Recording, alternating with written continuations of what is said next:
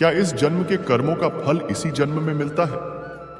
यदि हां, तो पूर्व जन्म के कर्मों के फल का क्या होता है और पूर्व जन्म के कर्मों का फल किसे और कब मिलता है? नमस्कार प्रिय मित्रों। कर्म और फल मनुष्य के जीवन व्यतीत क्रियाओं के अनुसार होता है। हमारा पूर्व जन्म कब कहां कैसे था, शायद ही किसी को पता हो, क्योंकि जब इंसान जन्म लेता है तो वह एक शिशु के रूप में होता है और जब वह बड़ा होता है तो संसार के मायाजाल में फंस जाता है।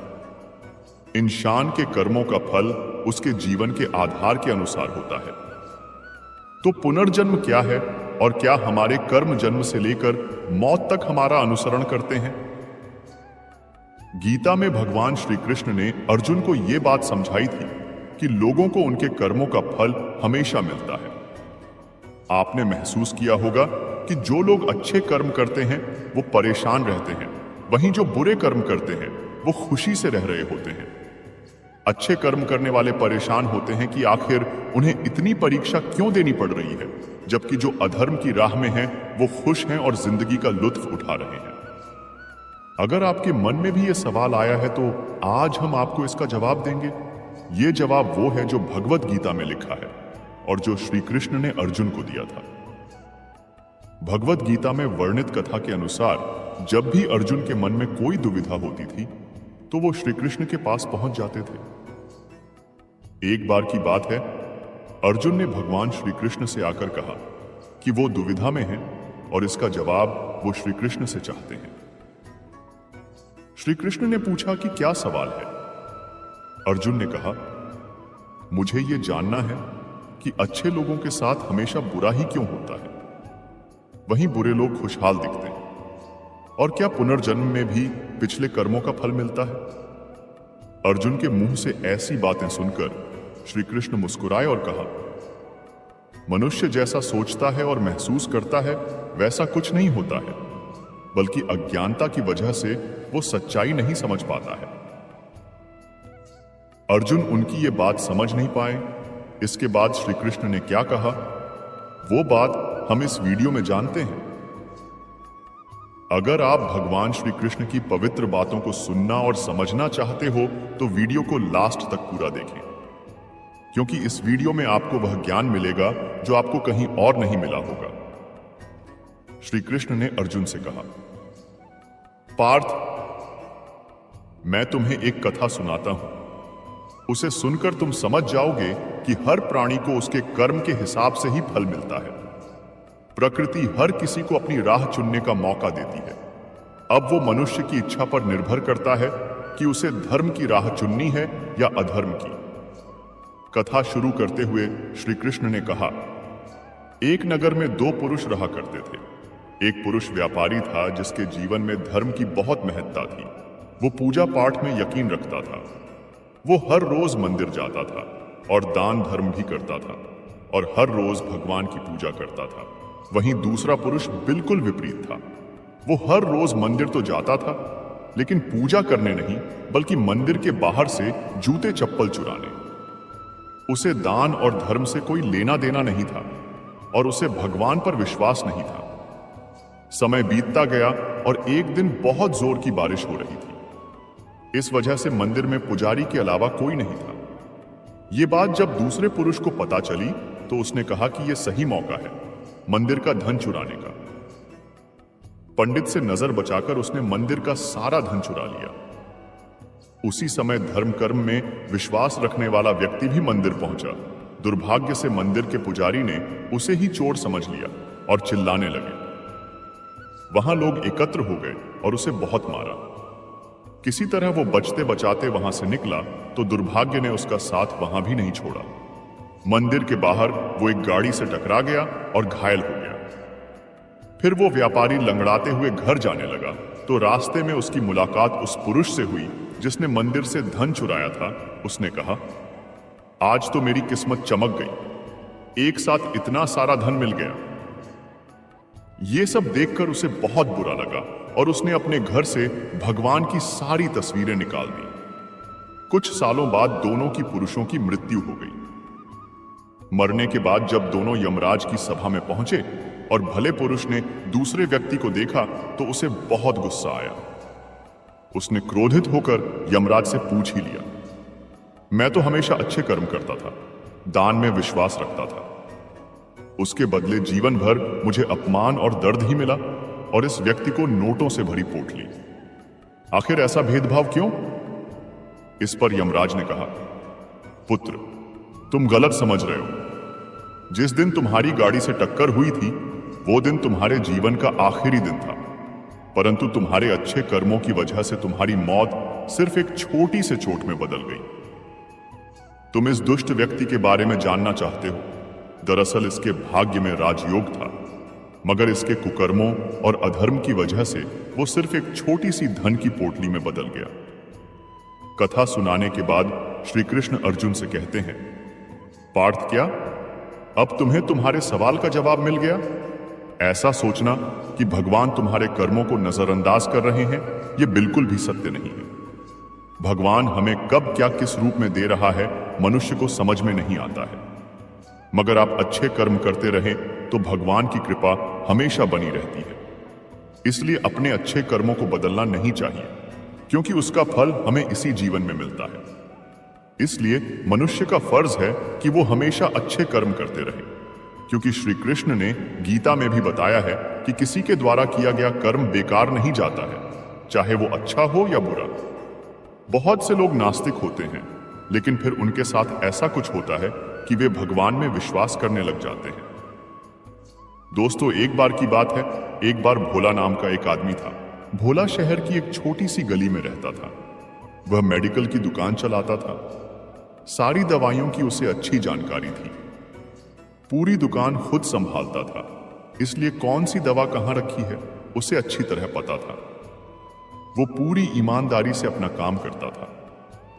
ग्राहकों को सही दवा सही दाम पर देता था। सब कुछ अच्छा होने के बाद भी भोला नास्तिक था। भगवान में उसका जरा भी विश्वास नहीं था। वह पूरा दिन दुकान पर काम करता और शाम को परिवार तथा दोस्तों के साथ समय गुजारता था। उसे ताश खेलने का शौक था। जब भी टाइम मिलता दोस्तों के साथ ताश खेलने बैठ जाता था। एक दिन वह दुकान पर था, तभी कुछ दोस्त आए। तभी भारी बारिश भी शुरू हो गई। रात हो गई थी, लेकिन सभी बारिश थमने का इंतजार कर रहे थे। बिजली भी चली गई थी। बैठे बैठे क्या करें, सोचा मोमबत्ती की रोशनी में ताश ही खेल लेते हैं। सारे दोस्त दुकान में ताश खेलने बैठ गए। सभी ताश में मगन थे। तभी एक बच्चा भागता हुआ आया। वह पूरी तरह भीग चुका था। उसने जेब से दवा की एक पर्ची निकाली और भोला से दवा मांगी। भोला खेल में मगन था। उसने पहली बार में तो ध्यान ही नहीं दिया। तभी बच्चे ने जोर से आवाज देते हुए कहा, मेरी मां बहुत बीमार है। सारी दवा की दुकानें बंद हो गई हैं। एक आपकी दुकान ही खुली है। आप दवा देंगे तो मेरी मां ठीक हो जाएगी। भोला आधे अधूरे मन से उठा, पर्ची देखी और अंदाज से दवा की एक शीशी उठाकर उसे दे दी। पैसे काटकर बच्चे को लौटा दिए। बच्चा भागते हुए चला गया। तभी बारिश थम गई। भोला के दोस्त चले गए और भोला भी दुकान बंद करने लगा। तभी उसे ध्यान आया कि रोशनी कम होने के कारण उसने गलती से बच्चे को चूहे मारने वाली दवा की शीशी दे दी है। भोला के हाथ पांव फूल गए। उसका दिल जोर जोर से आवाज करने लगा। उसकी 10 साल की नेकी पर मानो जैसे ग्रहण लग गया।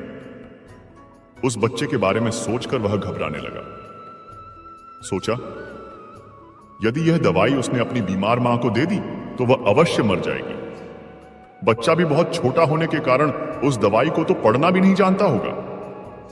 एक पल वह अपनी इस भूल को कोसने लगा और ताश खेलने की अपनी आदत को छोड़ने का निश्चय कर लिया। पर यह बात तो बाद के बाद देखी जाएगी। अब क्या किया जाए? उस बच्चे का पता ठिकाना भी तो वह नहीं जानता। कैसे उस बीमार मां को बचाया जाए? सच में कितना विश्वास था उस बच्चे की आंखों में। भोला को कुछ सूझ नहीं रहा था। घर जाने की उसकी इच्छा अब मर गई। दुविधा और बेचैनी उसे घेरे हुए थी। घबराहट में वह इधर उधर देखने लगा। पहली बार उसकी नजर दीवार के उस कोने में गई जहां उसके पिता ने जिद करके भगवान श्री कृष्ण की तस्वीर दुकान के उद्घाटन के वक्त लगाई थी। तब पिता ने कहा था, भगवान की भक्ति में बहुत शक्ति होती है। वह हर जगह व्याप्त है और हमें सदैव अच्छे कार्य करने की प्रेरणा देता है। भोला को यह सारी बात याद आने लगी। आज उसने इस अद्भुत शक्ति को आजमाना चाहा। उसने कई बार अपने पिता को भगवान की तस्वीर के सामने हाथ जोड़कर आंखें बंद करते हुए पूजा करते देखा था। उसने भी आज पहली बार कमरे के कोने में रखी उस धूल भरी कृष्ण की तस्वीर को देखा और आंखें बंद कर दोनों हाथों को जोड़कर वहीं बैठ गया। कुछ देर बाद वह छोटा बच्चा फिर दुकान में आया। भोला के पसीने छूटने लगे। वह बहुत अधीर हो उठा। पसीना पोंछते हुए उसने कहा, क्या बात है बेटा, तुम्हें क्या चाहिए? बच्चे की आंखों से पानी छलकने लगा। उसने रुकते रुकते कहा, बाबूजी, बाबूजी, मां को बचाने के लिए मैं दवाई की शीशी लिए भागे जा रहा था। घर के करीब पहुंच भी गया था। बारिश की वजह से आंगन में पानी भरा था और मैं फिसल गया। दवाई की शीशी गिरकर टूट गई। क्या आप मुझे वही दवाई की दूसरी शीशी दे सकते हैं बाबूजी? बच्चे ने उदास होकर पूछा। हाँ हाँ, क्यों नहीं? भोला ने राहत की सांस लेते हुए कहा। लो, यह दवाई। पर उस बच्चे ने दवाई की शीशी लेते हुए कहा, पर मेरे पास तो पैसे नहीं है। उस बच्चे ने हिचकिचाते हुए से कहा। भोला को उस पर दया आई। कोई बात नहीं, तुम यह दवाई ले जाओ और अपनी मां को बचाओ। जाओ, जल्दी करो, और हां, अब की बार जरा संभल के जाना। लड डाका। अच्छा बाबूजी, कहता हुआ खुशी से चल पड़ा। अब भोला की जान में जान आई। भगवान को धन्यवाद देता हुआ अपने हाथों से उस धूल भरी तस्वीर को लेकर अपनी धोती से पोंछने लगा और अपने सीने से लगा लिया। और उसे समझ में आ गया कि भक्त अगर सच्चे मन से भगवान को याद करें तो भगवान उसकी रक्षा जरूर करते हैं और भगवान उनके सारे संकट हर लेते हैं। दोस्तों, जब हमें अगले जन्म का बोध ही नहीं होगा तो हम क्यों सिर्फ अच्छे ही कर्म करें? कैसे जाने कि कोई घटना हमारे पूर्व जन्म के कर्म का परिणाम है या इस जन्म के कर्म का? किन कर्मों के प्रभाव से किन्नरों का जन्म होता है? क्या सच में पूर्व जन्म के कर्मों का फल इस जन्म में भोगना होता है? अगर ऐसा है तो पूर्व जन्म के किस कर्म की सजा इस जन्म में बेरोजगारी और विवाह में बाधा के रूप में है? पिछले किसी जन्म में पूर्वजों की काफी जायदाद मिली। पत्नी कहती रही कि कुछ दान करें, पर टालते रहे और धीरे धीरे धन की कमी भी होने लगी। इसलिए दान या किसी भलाई के काम के लिए बजट नहीं रखा। ऐशो आराम का जीवन जिए जिसमें पत्नी की बहुत उपेक्षा हुई। उपरोक्त जन्म के तुरंत बाद ही वर्तमान जन्म हुआ हो, जरूरी नहीं है। बेरोजगारी अथवा पैसा कमाने का पूर्व जन्म पर नहीं, बल्कि पुरुषार्थ पर अवलंबन है। और समय पर पुरुषार्थ करके पैसा नहीं कमाया, इसलिए अब शादी भी नहीं हो रही है।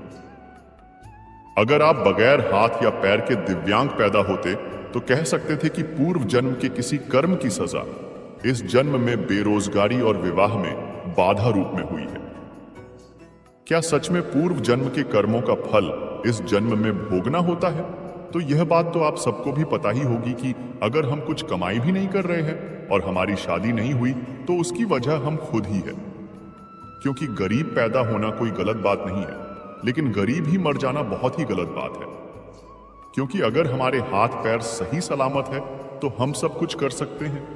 और आजकल तो जिन लोगों के हाथ पैर भी नहीं है वह लोग भी देश में नाम कमा रहे हैं। यह बात बिल्कुल सही है। हमारे इस जन्म में हमारे जन्म से मृत्यु तक जो कुछ भी मिलते हैं वह सारे पूर्व कर्म का फल है। यह सारे संजोग रूपी कर्म फल पाने के वक्त अज्ञानता से हम नए कर्म बीज होते हैं या डालते हैं जिसका फल हमें जरूर मिलेगा। उदाहरण के तौर पर पक्के आम खाने के बाद जब हम उसकी गुठली जमीन में बोते हैं और खाद पानी वगैरह देते हैं तो उसका फल तुरंत नहीं मिलता, बल्कि 4-5 साल बाद पहला फल गर्मी के सीजन में ही मिलता है। वैसा ही हमारे कर्मों का फल का हिसाब किताब है। पूर्व जन्म में यदि हमने किसी को दुख दिया तो इस जन्म में हमें वह दुख के 3-4 गुना दुख इस जन्म में पाते हैं, चक्रवृद्धि ब्याज जैसा। उससे उल्टा पूर्व जन्म में हमने किसी को सुख दिया तो वह भी 3-4 गुना होकर मिलता है। इस जन्म में मिलने वाले सुख दुख के प्रमाण को देखकर हमें समझना चाहिए कि जैसा हमने कर्म किया, जैसा बोया, वैसा फल मिला।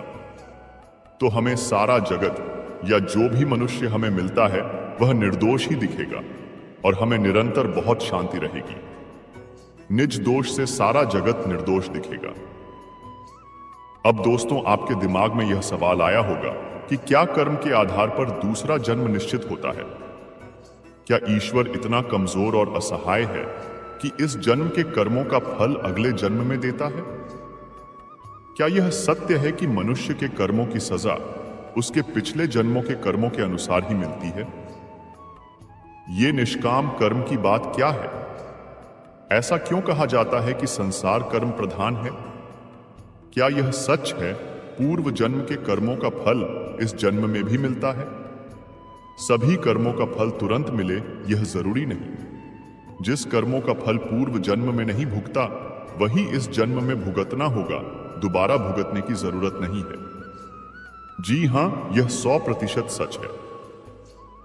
क्या इंसान अपने इस जन्म में जो भी है वो अपने पिछले कर्मों की वजह से है या फिर इस जन्म के कर्मों की सजा या इनाम इसी जन्म में मिल जाता है? पिछले जन्मों के संचित कर्मों से यह जन्म मिला है, लेकिन कुछ भी बनने के लिए इस जन्म के कर्मों का होना भी अत्यंत आवश्यक है। बिना कर्म किए कुछ नहीं होता है। संचित पूर्व जन्मों के और क्रियमाण वर्तमान जीवन के दोनों प्रकार के कर्मों का फल हमारा जीवन है। अब क्या पिछले जन्म के कर्मों को टाला जा सकता है? बिल्कुल, तलवार की चोट सुई की चोट बनकर आएगी जीवन में। कर्म फल प्रारब्ध बनकर कई जीवन में पीछा करते हैं। जैसे भूखा बछड़ा भूख लगने पर मां को तलाश ही लेगा, दूध पीने को उसी प्रकार। लेकिन जब हम सद्गुरु की शरण में जाते हैं या अपना जीवन इष्ट भक्ति या मानव सेवा में लगाते हैं, तब प्रारब्ध बड़ा पत्थर बनकर हमारे ऊपर गिरकर जो चोट देने वाला था, जिसको शायद हम सह नहीं पाते, वह पत्थर छोटे छोटे टुकड़े बनकर जीवन में गिरेंगे, जिसे हम आसानी से सहन कर प्रारब्ध खत्म कर लेंगे। जीवन में कई उदाहरण मैं देख चुका हूं, खुद पर और अन्य पर। प्रारब्ध को टालने के लिए कई गुना धर्म, अच्छे कर्म, सद्गुरु शरण, इष्ट भक्ति का मार्ग लेना पड़ेगा। क्या पिछले जन्म के कर्मों को टाला जा सकता है? हां, पुण्य करने से कर्म भोग को टाला जा सकता है, पर खत्म नहीं होता। केवल पुण्य की अधिकता से पुण्य भोग करने से पाप भोग पुण्य रहते टलता रहेगा, लेकिन क्षीण नहीं होता है। क्या पिछले जन्म के कर्मों का फल या दुख इस जन्म में भी मिलते हैं? पिछले जन्मों का कर्म का फल इस जन्म में बिल्कुल मिलता है, लेकिन आप अच्छा कर्म करेंगे तो आपको लाभ इस जन्म में जरूर मिलेगा। गलत काम करेंगे तो आप अपराध बोध से गिरे रहेंगे।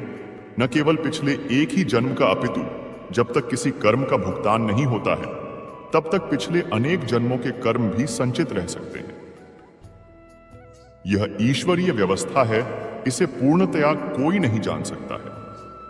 जब हमारा जन्म ही पिछले जन्म के कर्मों के आधार पर होता है तो पिछले जन्म के कर्मों के भोग पर संदेह क्यों? और जिसे हम सब भाग्य कहते हैं वह भी तो कर्म फल ही है। पूर्वकृत कर्म जो कि पिछले जन्मों में जीव ने किए हैं, उन्हीं से उसके संस्कारों का निर्माण होता है। ये संस्कार सूक्ष्म शरीर के अंतःकरण के चित्त की स्मृति में संचित होते रहते हैं। इन्हीं संस्कारों का कुछ चुना हुआ भाग वर्तमान के जीवन में भोगने हेतु चुना जाता है। इस चुने हुए संस्कार के भाग को प्रारब्ध कहते हैं। यदि प्रारब्ध में अच्छे कर्मों से बने संस्कार चयनित हैं, तो जीव को वर्तमान में अच्छे भोग भोगने को प्राप्त होंगे। इसी प्रकार मिश्रित व बुरे प्रारब्ध को भी समझा जाए। यद्यपि प्रारब्ध भोगने में किसी प्रकार की स्वतंत्रता जीव की नहीं है, क्योंकि ईश्वर कर्म फल भोग का नियंता है। जैसे कर्म वैसा भोग, पर जीव कर्म करने हेतु स्वतंत्र है। कर्म करने में कोई परतंत्रता ईश्वर ने जीव पर नहीं थोपी है। जीव चाहे अच्छे कर्म करे या बुरे, वही उसका फल भोग करेगा। यदि किसी का प्रारब्ध उत्तम है तो उस जीव के भोग उत्तम दिखेंगे। यदि वह गलत कर्म भी कर रहा है तो जब तक उत्तम भोग समाप्त न हो जाएगा वह उत्तम फल भोगता हुआ दिखेगा। पर अभी तो वह बुरे कर्म खूब कर रहा है। जैसे ही उस जीव का उत्तम भोग समाप्त हो जाएगा, उसके बुरे कर्मों का फल भोग प्रारंभ हो जाएगा।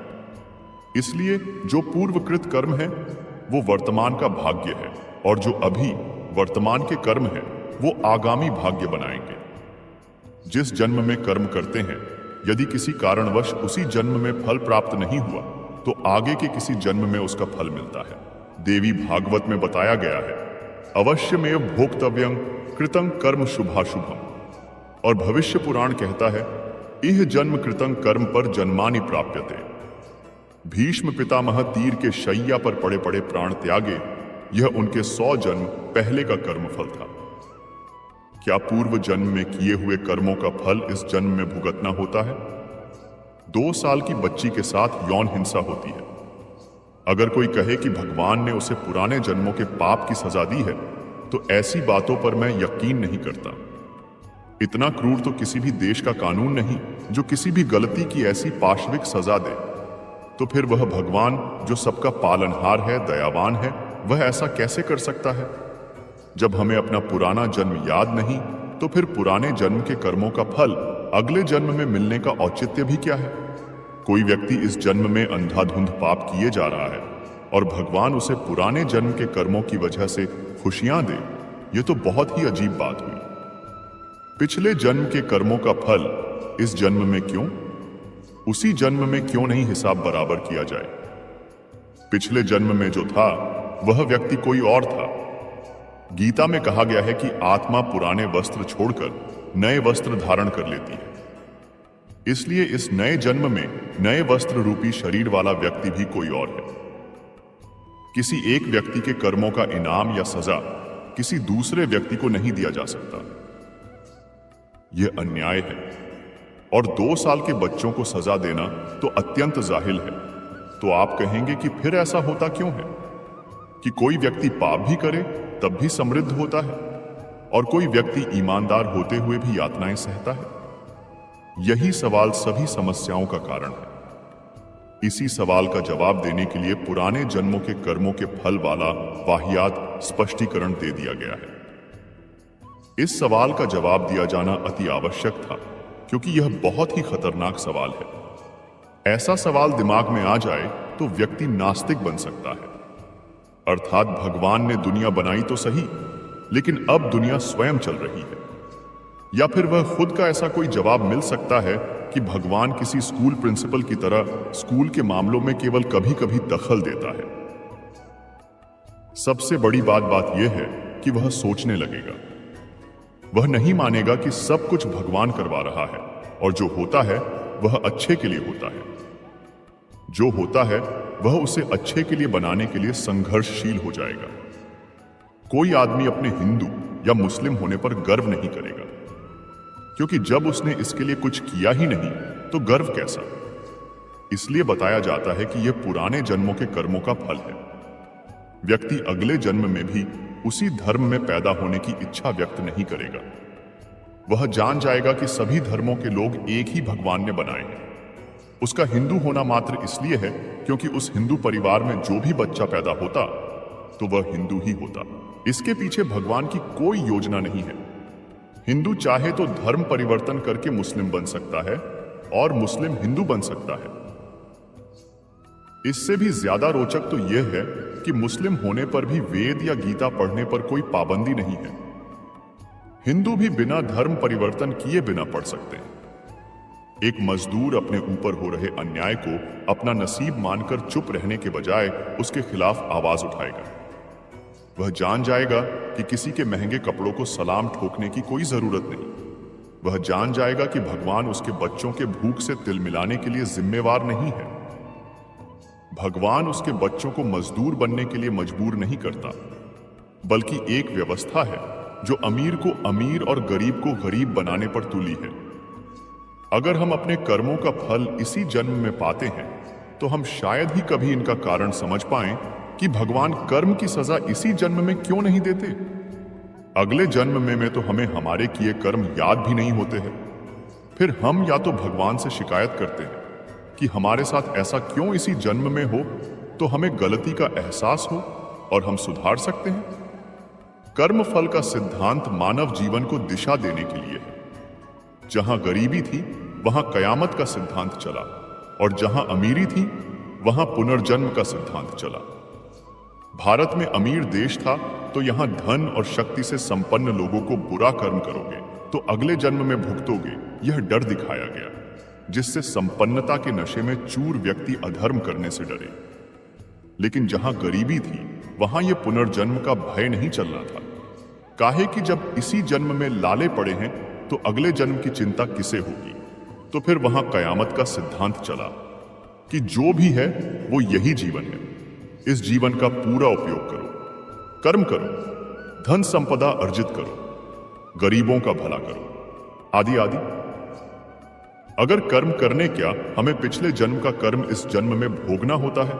कर्म किसी भी जन्म का हो, अगर उदय में आना बाकी है तो आगे कभी भी किसी भी जन्म में आ सकता है। अभी तो इसी जन्म के मिल रहे हैं, तभी कहते हैं जैसा बोओगे वैसा ही काटोगे। तो हमें हमेशा अच्छे ही कर्म करने चाहिए और बुरे कर्मों से बचना चाहिए। तो दोस्तों, कैसा लगा आपको मेरा यह वीडियो? कमेंट, लाइक, शेयर जरूर करें और ऐसे ही वीडियो और पाने के लिए चैनल को